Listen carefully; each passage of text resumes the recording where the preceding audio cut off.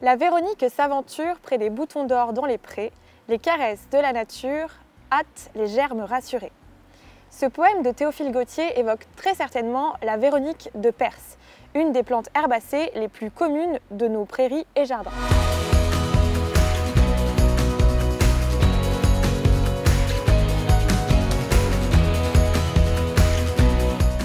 Dès le début du printemps, impossible de la rater avec ses pétales aux douces nuances de bleu, d'autant plus que peu de fleurs arborent de telles couleurs.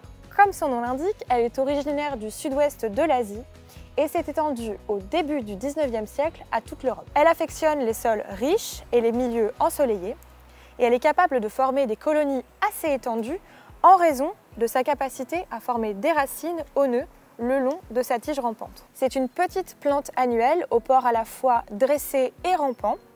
Ses tiges sont grêles et ses feuilles sont pubescentes.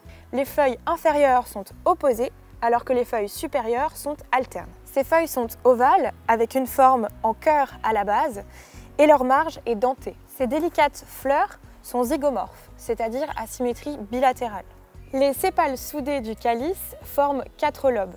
Les pétales de la corolle sont soudés eux aussi et forment également 4 lobes, parfois 5. Le lobe inférieur de la corolle est plus clair mais aussi plus petit. Au centre de la fleur, on retrouve 2 étamines aux anthères bleu foncé ainsi qu'un gynécée formé de 2 lobes, c'est-à-dire 2 carpelles, surmontés de 2 styles. À maturité, le fruit pubescent et lobé forme un petit cœur.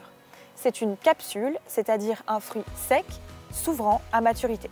La Véronique fait partie de la grande famille des Plantaginacées, tout comme la Cymbalère et le plantain. Et comme vous pouvez le deviner, du coup, c'est une famille dans laquelle il y a une grande diversité de morphologie florale. La Véronique de Perse est actuellement étudiée pour ses propriétés antioxydantes et antivirales.